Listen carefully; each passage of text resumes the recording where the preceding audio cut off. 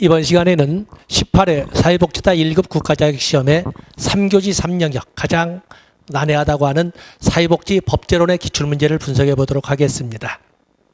51번부터 75번까지 분류되어 있습니다. 자, 첫 번째 문제 51번에 보시면 재정 연도가 가장 빠른 것과 가장 늦은 것을 순서대로 짝지은 것은 뭐 차례대로가 아니라 이게 가장 빠른, 가장 늦은. 자, 긴급복지지원법은 2005년에 제정되어서 2006년부터 시행되었습니다. 고용보험법 1993년에 제정되어 95년부터 시행되었습니다. 노인복지법, 아동복지법, 장애인복지법 1981년에 제정 시행되었죠. 기초연금법 2014년에 제정되었습니다. 가장 빠른 건 늦은 거 해서 노인복지법과 기초연금법 찾아가시면 됩니다. 노인복지법, 기초연금법.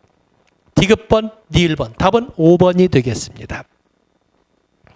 52번에 보시면 헌법 제34조 규정 일부이다. 가로 안에 들어갈 내용이 순서대로 옳은 것은 사회복지를 진행할 때 법적 근거를 찾을 그 출발은 헌법부터 시작을 합니다.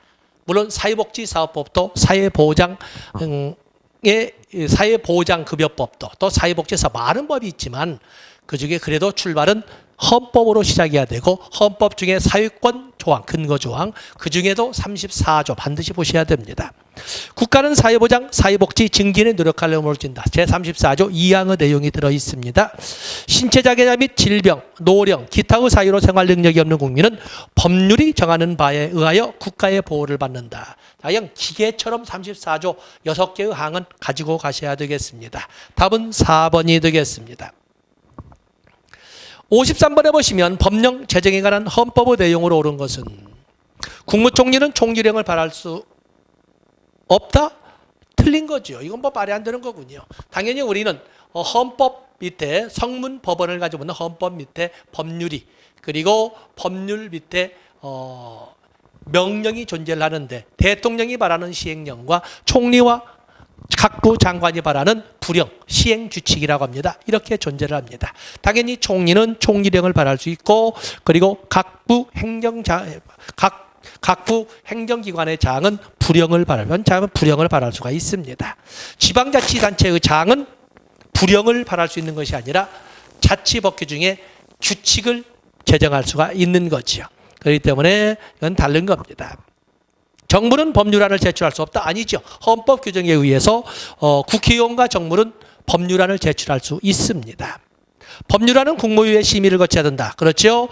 법률안은 헌법 개정안, 국민투표안, 또 조약안, 법률안, 그리고 대통령령안은 국무회의의 심의를 거쳐야 됩니다. 그래서 대통령령안까지 국무회의의 심의를 거쳐야 한다는 것을 알아주시면 됩니다. 법률은 특별한 규정이 없는 한 공포한 날로부터 20일을 경과함으로써 효력이 발생을 합니다. 답은 4번이 되겠습니다. 이번에는 우리가 법률에 대한 개요 영역에서 3개, 법학개론에서 3 문제가 나왔네요. 54번에 보시면 사회보장 기본법의 내용으로 옳지 않은 것은 사회보장 기본법 나와 있습니다. 1963년에는 사회보장에 관한 법률로 존재했던 것을 1995년에 사회보장 기본법으로 바꾸어서 지금 현행 운영 중에 있습니다. 사회보장위원회 위원장, 사회보장위원회는 국무총리 소속으로 두고 있고 국무총리를 위원장으로 하고 있습니다. 답은 1번이군요. 사회보장위원회는 위원장 1사람, 부위원장 3사람을 포함해서 30명 이내의 위원으로 구성을 하고 있고 위원장은 국무총리가, 부위원장은 기획재정부 장관, 교육부 장관, 보건복지부 장관으로 하도록 사회보장기본법으로 규정하고 있습니다. 사회보장 기본계획은 보건복지부 장관이 5년마다 수립하도록 하고 있습니다. 보건복지부 장관은 사회보장 정보시스템 구축 운영을 총괄한다. 그렇죠? 보건복지부 장관. 모든 국민은 사회보장 관계 법령이 정하는 바에 따라 사회보장 급여를 받을 권리를 가진다. 좋습니다. 답은 뭐 옳지 않은 것은 1번. 위원장은 국무총리로 합니다. 답은 1번이 되겠습니다.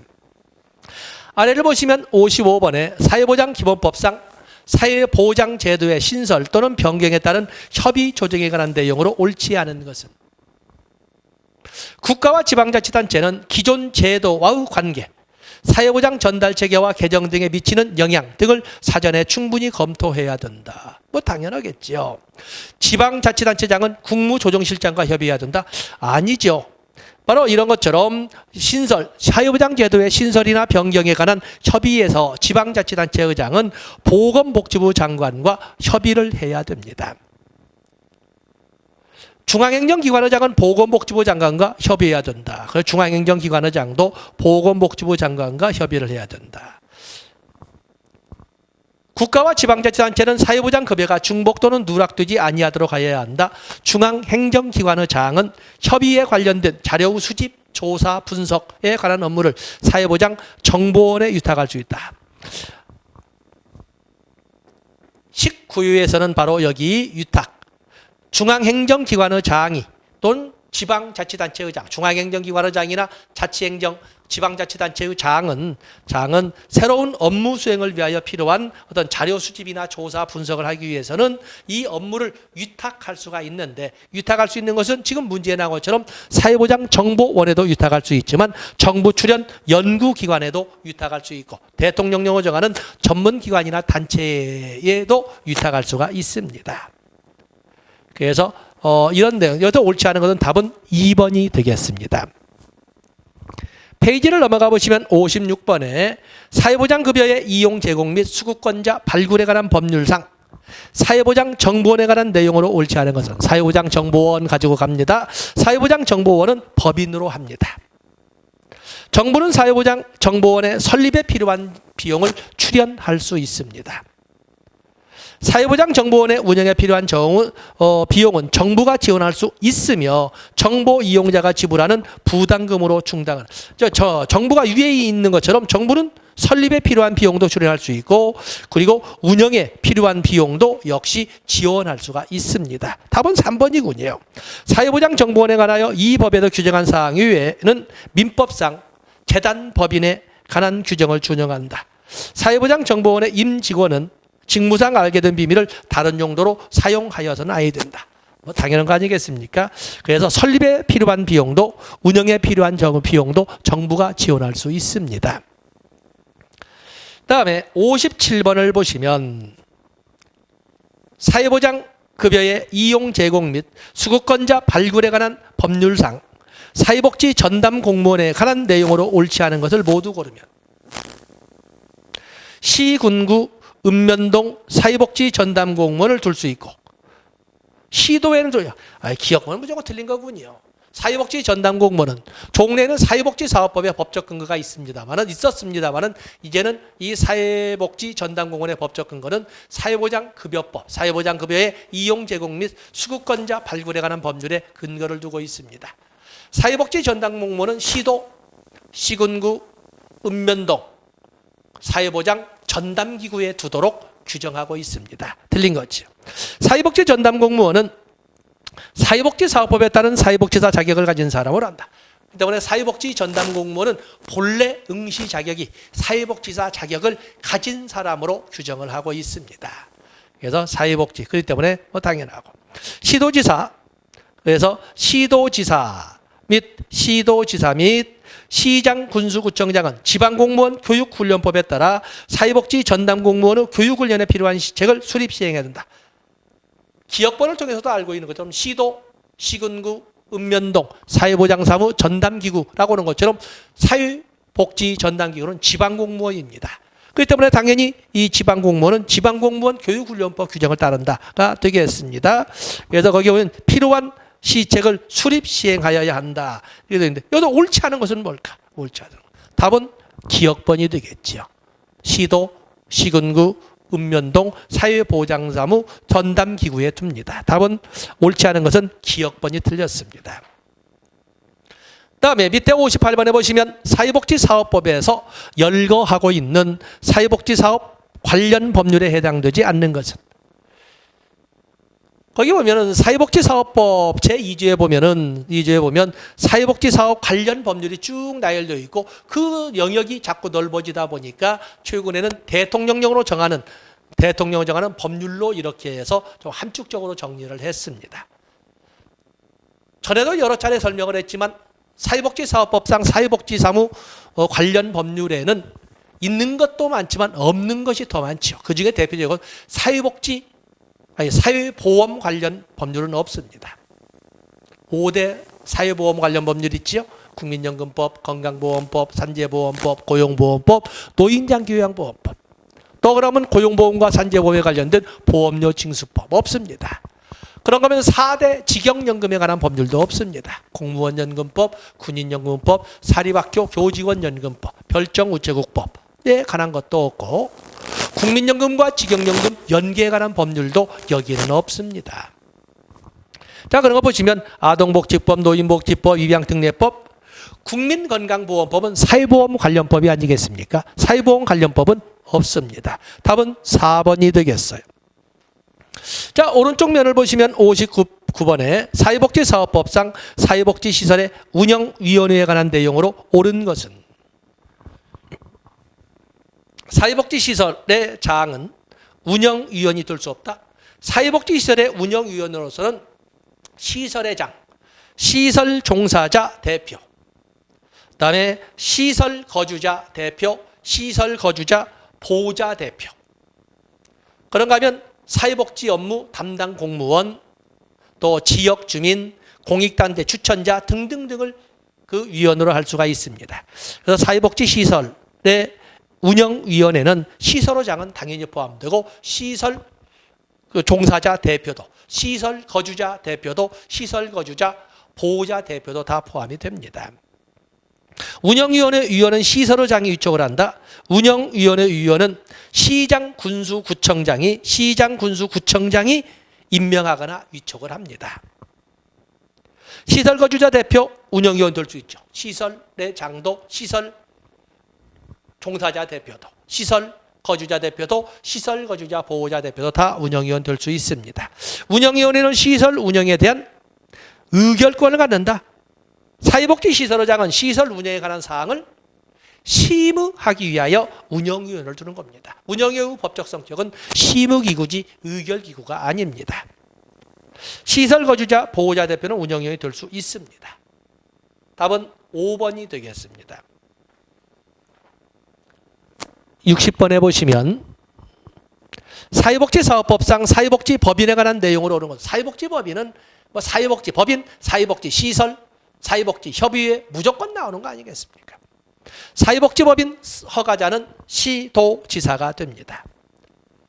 법인 설립은 시도지사의 허가를 받아 설립을 하는 것입니다. 해산한 법인의 남은 재산은 국가나 지방자치단체에 귀속을 합니다. 이사나 감사 등 사회복지법인의 임원은 겸직 금지의 의무를 원칙으로 규정을 하고 있습니다만 단 이사만은 시설의장은 할 수가 있습니다. 시설의장은 겸직할 수 있다. 옳은 것은 답은 4번이 되겠네요. 사회복지법인의 설립 허가는 시도지사입니다. 그렇기 때문에 2개 이상의 법인이 합병을 할 적에도 역시 시도지사의 허가를 받아야 되는데 문제는 주된 사무소의 소재지를 달리하는 법인의 합병은 어떻게 할 것이냐. 이때는 보건복지부 장관의 허가를 받아서 합병할 수가 있는 것입니다. 답은 여기에서 옳은 것은 4번이 되겠습니다. 하단부의 61번에 보시면 거기 보면 국민기초생활법이 나왔군요. 사회복지사업법에서는 세 문제가 이번에 출제가 됐네요. 사회보장기본법 세 문제, 또 사회복지사업법 세 문제, 뭐 이런 식으로 언제나 거의 비슷하게 한 문제 더, 한 문제 덜 이런 식으로 출제가 되는 거죠. 국민기초생활보장법상 용어의 정의로 옳은 것은 자, 국민기초생활보장법 1999년에 제정이 되고 1999년 제정 2000년 시행, 2000년 10월 1일 시행이 되지요. 수급권자란 이 법에 따른 급여를 받는 사람은 수급자라고 하는 것입니다. 수급자, 수급권자는 급여를 받을 자격을 가진 사람이죠. 그래서 말장 3교시라는 특징을 가지고 이렇게 함정을 받습니다. 기준중위소득이란 보건복지부 장관이 고시하는 국민가구소득의 중위값을 말합니다. 국민가구소득의 중위, 국민소득 아닙니다. 이건 아주 곧잘 나온다고 그랬죠. 국민가구소득의 중위값을 기준중위소득이라고 합니다. 보장기관이란 이 법에 따른 급여를 실시하는 사회복지시설을 말 아니죠. 보장기관이란 급여를 실시하는 국가나 지방자치단체를 말합니다. 보장, 근데 여기 나오는 시설은 보장시설이라고 설명해야 되겠죠. 4번의 소득인정액이란 보장기관이 급여 후 결정 및 실시 등에 사용하기 위하여 산출한 개별 가구의 소득평가액과 재산의 소득 환산액을 합산한 금액을 말한다. 이건 뭐 기본적으로 언제 나온다는 건 나왔습니다.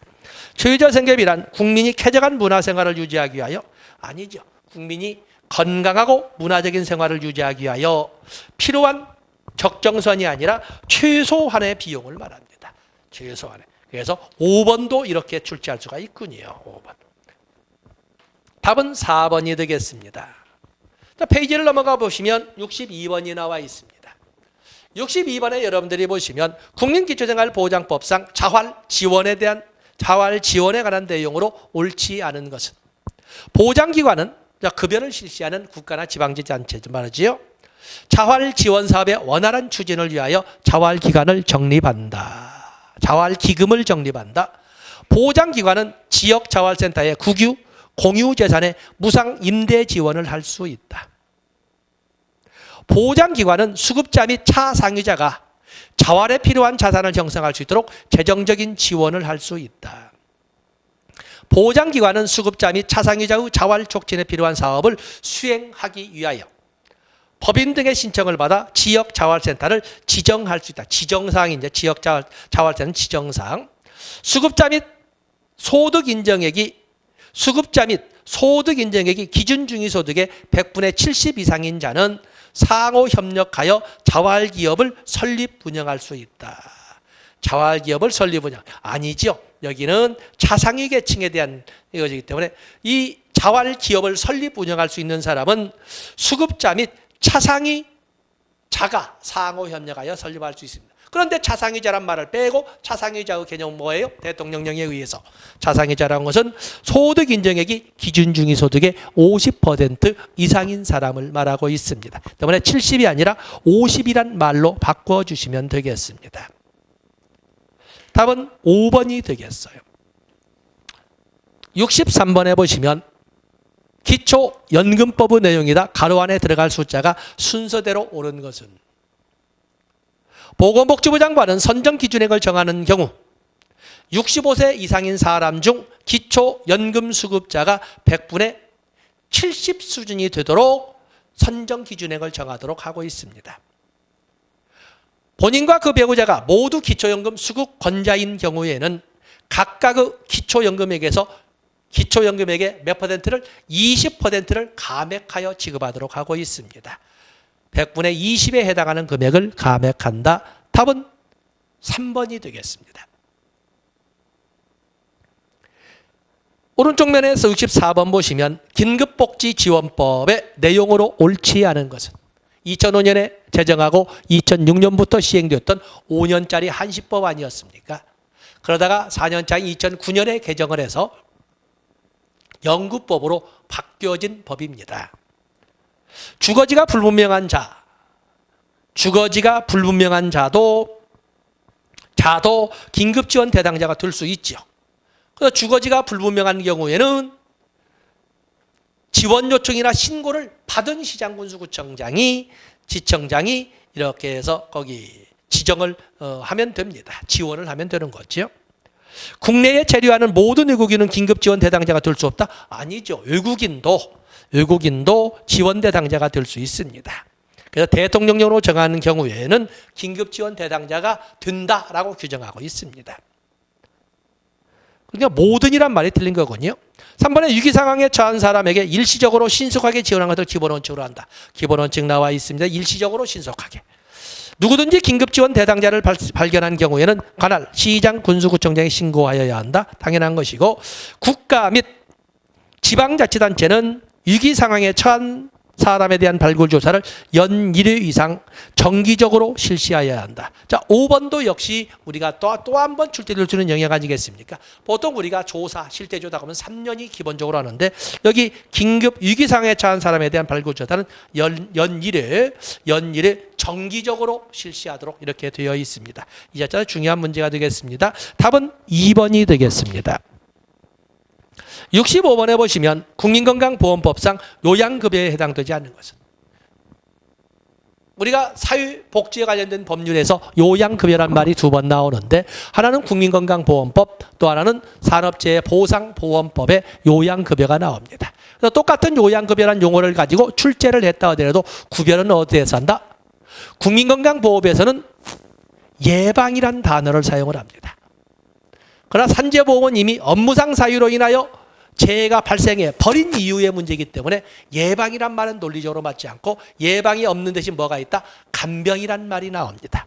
자, 여기는 국민건강보험법상 요양급여이기 때문에 예방, 재활, 이송, 요양병원, 간병이란 말이 나오고 처치, 수술, 치료, 약제, 지급 뭐 이런 간병이란 말은 산재보험법에서 사용하는 것이 되겠습니다. 그리고 여기 나오는 것은 간병, 요양병원 간병비는 어디서 나와요? 노인장기요양보험급여의 하나가 되겠습니다. 노인장기요양보험급여는 재가급여, 시설급여, 특별현금급여가 있는데 특별현금급여에는 가족요양비, 특례요양비 그리고 요양병원 간병비가 있습니다. 답은 3번이 되겠어요. 그다음에 하단부에 보시면 66번에 산업재해보상보험법상 업무상 사고에 해당되지 않은 것은 산재보험법상 업무상 사고 이건 업무상 재해, 업무상 질병, 업무상 사고에서는 업무상 사고, 업무상 질병, 출퇴근 재해가 있습니다. 여기는 그중에서도 업무상 사고에 대해서 물었습니다. 출장 기간 중 발생한 모든 사고 아니요. 출장 기간 중에 사용한 모든 사고라고 하는 것은 이건 삭제되어 없습니다. 근로자가 근로계획에 따른 업무나 그에 따른 행위를 하던 중 발생한 사고, 추계 기간 중 사업주의 지배관리하에 있다고 볼 수 있는 행위로 발생한 사고. 좋습니다. 사업주가 주관하거나 사업주 지시에 따라 참여하는 행사나 행사 준비 중에 발생한 사고. 그렇죠. 사업주가 제공한 시설물 등을 이용하던 중 그 시설물 등 결함이나 관리 소홀로 발생한 사고. 답은 1번이 되겠습니다. 페이지를 넘어가 보시면 노인장기요양보험 문제가 나와 있습니다. 노인장기요양보험법상 장기요양급여 제공의 기본원칙에 해당하는 것을 모두 고르면 장기요양보험급여, 장기요양급여 제공의 기본원칙에는 4가지가 있지 않습니까? 자기결정의 원칙, 적정 제공의 원칙, 재가급여 우선 제공의 원칙, 의료 서비스 연계 제공의 원칙이라고 정리를 했습니다.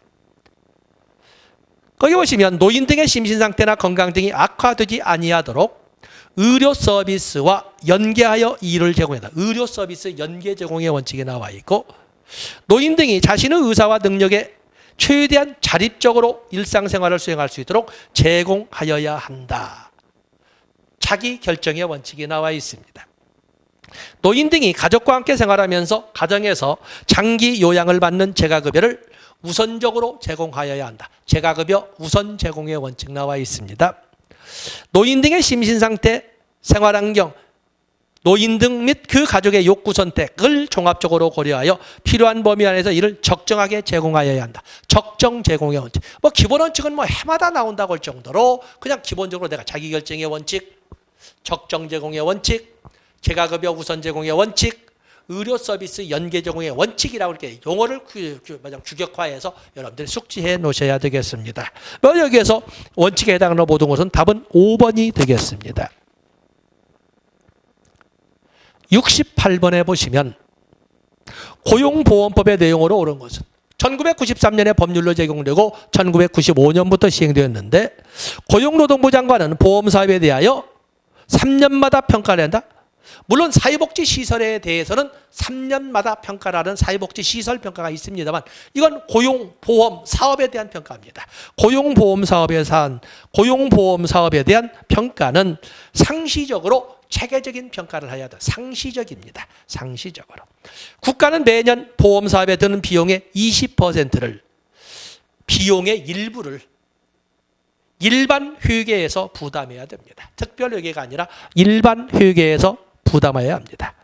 피보험자는 이 법이 적용되는 사업에 고용된 날에 다음 날로부터 피보험자를 자격을 취득한다. 피보험자의 자격 취득일은 그 사업에 고용된 날에 피보험 자격을 취득합니다. 다음 날에 그날에 실업급여로서 지급된 금품에 대하여 국가는 국세기본법에 따른 모든 공과금을 부과해야 된다. 아니 공과금은 부과하지 않습니다. 고용보험에 실업급여로 지급된 금품에 대해서는 공과금을 부과하지 않습니다. 5번에 보시면 고용보험 사업으로 고용안정, 직업능력 개발 사업, 실업급여, 육아휴직급여, 출산 전후 휴가급여 등을 실시한다. 이건 뭐 기본 워낙 4개가 있다 보니까 답은 5번이 되겠습니다. 자, 오른쪽 면에 보시면 아동복지법을 다뤘네요. 1981년에 제정되어서 시행된 아동복지법. 국무총리 소속으로 아동복지에 관련된 기관으로서는 아동정책 조정위원회가 있습니다. 전에도 말씀드린 것처럼 사회보장기본법에 따른 사회보장위원회, 아동복지법의 아동정책조정위원회, 또 장애인복지법의 장애인정책조정위원회, 다문화정책조정위원회 이런 것들은 모두 국무총리 소속으로 하고 있습니다. 그리고 똑같은 것은 국무총리가 위원장을 맡습니다. 그에 의해서 영유아 보육법에 나와 있는 보육정책조정위원회 역시 국무총리 소속으로 하고 있지만 거기에서는 국무조정실장이 위원장을 맡는 차이점이 있다고 말씀을 드렸습니다. 자, 어쨌든 국무총리 소속으로 두는 것은 아동정책조정위원회가 되겠습니다. 시도지사, 시장군수, 구청장 소속으로 두는 것은 아동복지심의위원회를 말합니다. 보건복지부 장관은 아동정책 기본계획, 당연히 기본계획은 5년마다 수립합니다. 그리고 보통 일반적으로 실태조사는 3년마다인데 보건복지부 장관은 아동종합실태조사는 5년마다 실시하도록 하고 있습니다. 그래서 사실은 이 문제를 출제하는 것은 4번째 때문에 된 것 같습니다. 보통 실태조사 3년인데 아동정책, 아동종합실태조사, 자살자 실태조사, 정신건강복지법에 따른 정신건강실태조사 이런 것은 예외적으로 5년마다 실시하도록 하고 있습니다. 답은 5번이 되겠어요. 70번에 보시면 장애인 복지법에 근거하여 설립하는 것이 아닌 것은 장애인 거주시설, 장애인 복지시설에는 장애인 거주시설, 장애인 지역사회 재활시설, 장애인 직업재활시설, 장애인 의료재활시설, 대통령령으로 정하는 시설로서 장애인 생산품 판매시설 이렇게 5가지가 장애인 복지법에 규정되어 있습니다. 그 때문에 장애인 거주시설은 장애인 복지시설로서 의미를 갖습니다. 한국장애인개발원 한국장애인개발원은 이론 강의 때 설명하지 않았습니다만은 자 이것은 장애인에 관련된 조사 연구나 정책 개발, 복지 진흥을 위하여 설립하는 것을 한국장애인개발원이라고 합니다. 한국장애인개발원 장애인복지법 규정시설입니다. 장애인 권익공호기관, 장애인 권익공호, 국가는 지역 간 연계체계를 수립하고 구축하고 장애인 학대를 예방하기 위해서 중앙장애인 인권, 중앙장애인 권익공호기관을 설립, 운영하여야 합니다. 다 봤죠? 발달장애인 지원기관, 발달장애인 지원기관은 발달장애인 권리보장 및 지원에 관한 법률에 의해서 설정이 된 것, 말하자면 설치가 되는 겁니다.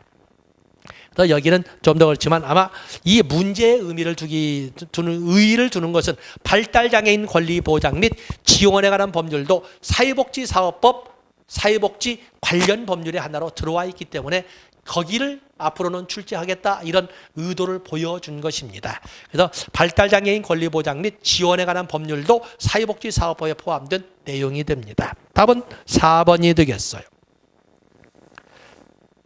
페이지를 넘어가 보시면 노인복지법상 노인학대에 관한 내용으로 옳지 않은 것은 학대에 대해서는 꼭 아동학대, 노인학대, 장애인학대를 꼭 정리를 해 두셔야 한다고 그랬지요. 아동학대라고 하는 것은 물론 주체가 다릅니다만 보호자를 포함한 성인에 의한 신체적, 정신적, 성적 폭력 및 가혹행위, 보호자에 의한 유기방임 이렇게 6개의 영역을 아동학대로 하는데 거기에다가 정서적 폭력과 경제적 학대를 포함해서 8개의 영역을 확대시키면 노인학대가 되고 거기에다가 언어적 폭력을 가미해서 9개의 영역으로 확대시키게 되면 장애인학대가 되는 것입니다. 자, 여기는 노인학대입니다. 119 구조 구급에 관한 법률에 따른 119 구급대 구급대원은 65세 이상의 사람에 대한 노인학대 신고 의무자에 속한다. 구급자 좋습니다. 노인학대를 알게 될 때는 신고 의무자만 신고할 때 누구든지 신고할 수 있습니다. 이건 답은 쉽군요. 답은 2번이겠어요. 법원이 노인학대 관련 범죄자에 대하여 취업 제한 명령을 하는 경우 취업 제한 기간은 10년을 초과하지 못한다. 취업 제한 기간은 이것뿐만 아니라 어떤 성에 관련된 취업 제한 기간은 10년 이렇게 되어 있습니다. 노인학대 신고를 접수한 노인보호 전문기관의 직원은 지체 없이 노인학대의 현장에 출동하여야 한다. 국가와 지방자치단체는 노인학대를 예방하고 수시로 신고를 받을 수 있는 긴급전화를 설치해야 된다. 이건 문장은 길었지만 누구나 노인학대를 알게 된 때에는 누구나 신고할 수 있습니다. 누구든지 그렇죠. 답은 2번이 되겠어요. 서비스 문제군요. 아래 72번에 보시면 사회복지 공동모금회법상 사회복지 공동모금회법상 공동모금재원 배분 기준에 포함되어야 될 사항으로 명시되지 않은 배분 기준. 자, 이것은 굳이 이론 시간에 설명을 안 했으면 문제를 나왔네요. 배분 한도에 얼마씩 배분해야 할 것인가? 배분 심사 기준. 무엇에 의해서 배분 후 기준을 삼을 것인가? 배분 신청자의 재산. 자, 이것은 배분 기준, 명시해야 되는 내용은 아니지요. 대상자를 선정하는 기준에 들어가는지는 모르지만 이것을 명시해야 될 것은 아닙니다. 공동모금재원의 배분 대상, 배분 신청 기간, 배분 신청서 제출 장소. 답은 3번이 되겠어요. 좀 이론자의 설명하는 생소한 문제가 되겠습니다. 오른쪽 면에 보시면 73번에 다문화가족 지원법의 내용으로 옳지 않은 것은 다문화가족은 대한민국 국적을 취득한 자로서 이루어진 가족이어야 한다. 아닙니다. 꼭 대한민국 국적을 취득한 자들만으로 이루어진 건 아니고 대한민국 국적을 취득한 자도 있지만 결혼 이민자, 아직은 추적하지 못했지만 결혼 이민자와 대한민국 국적을 취득한 자로 이루어진 가족도 다문화 가족에 포함이 됩니다. 꼭 모든 가족 구성원이 대한민국 국적을 취득해야만 되는 것은 아닙니다. 다문화 가족이 이혼 등의 사유로 해체된 경우에도 그 구성원이었던 자녀에 대하여 이 법을 적용한다. 그래서 다문화 가족이 이혼 등의 가족 해체가 있은 후에도 그 자녀에 대해서는 다문화 가족 지원법을 적용을 한다. 다문화 가족 지원센터는 결혼 이민자 등에 대한 한국어 교육 업무를 수행한다. 당연하고 국가 지방자치단체는 다문화 가족에 대해 가족 생활 교육 등을 추진하는 경우 문화의 차이 등을 고려한 전문적 서비스가 제공될 수 있도록 노력해야 된다. 이건 도덕적, 인도적 차원 아니겠습니까? 여성가족부 장관은 5년마다 다문화 가족 정책에 대한 기본 계획을 수립해야 된다. 가족, 가정, 청소년 이런 용어가 나오면 여성가족부 장관이라고 그랬죠. 그것도 역시 놓쳐서는 안 되는 것이 되겠습니다. 답은 1번이 되겠습니다. 74번에 보시면 성폭력 방지 및 피해자 보호 등에 관한 법률상 성폭력 피해자 보호시설의 종류가 아닌 것은 성폭력 피해자 보호시설에는 6가지가 있습니다. 일반 보호시설, 장애인 보호시설, 특별지원 보호시설, 외국인 보호시설, 자립지원 공동생활가정, 장애인 자립지원 공동생활가정. 일반 보호시설이나 장애인 보호시설, 또 외국인 보호시설은 일반적으로 보호시설하면 다 언급이 되는데 거기는 특별지원 보호시설이 있습니다. 성폭력 피해자 보호시설에서 특별지원보호시설은 성폭력 범죄의 피해자로서 19세 미만의 피해자에게 제공되는 시설을 특별지원보호시설이라고 합니다.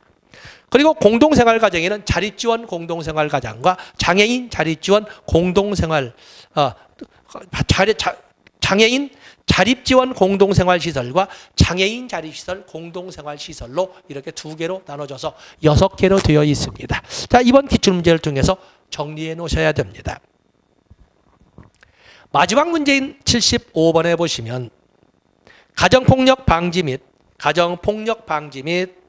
피해자 보호 등에 관한 법률의 내용으로 옳지 않은 것은 이 법에서 아동이란 18세 미만의 자를 말한다. 그렇죠? 아동이라고 하는 것은 아동복지법의 근거에서 18세 미만.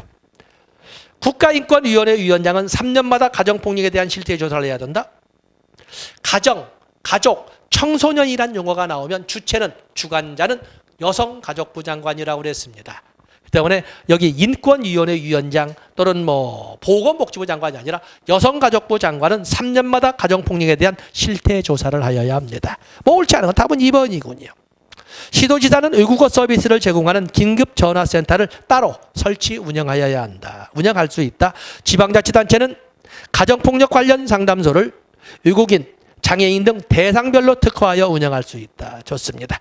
지방자치단체는 가정폭력 관련 상담원, 교육훈련시설을 설치 운영할 수 있다. 자, 좋습니다. 여기는 주관자, 관장을 하는 것은 여성가족부 장관이라는 거 다시 한번 말씀을 드리겠습니다. 자, 이렇게 해서 가장 어렵다고 하는, 사실은 어렵다기보다는 3교시 체력 떨어질 대로 떨어지고 지체반영, 번아웃이 이미 나타나버린 그 3교시여서 어렵다고 합니다만 보면은 무슨 배경 지식 설명할 것도 없이 그대로 문장을 몇 호되겠느냐를 가지고 접근할 수가 있고 출제 범위를 가만히 보시면 거기는 법학개론에서 3문제, 사회보장 기본법에서 3문제, 사회보장급여법에서 한 3문제, 또 그런 거면은 사회복지사업법에서 한 3문제, 또 공공부조에 관한 법률에서 한 5문제, 벌써 몇 문제가 3, 40에서 한 17문제 이렇게 나오지 않습니까? 그리고 사회복지사업법에서 아동복지, 노인복지, 장애인복지 이런 법률에서 다뤄서 결국 25문제를 채워가고 있거든요.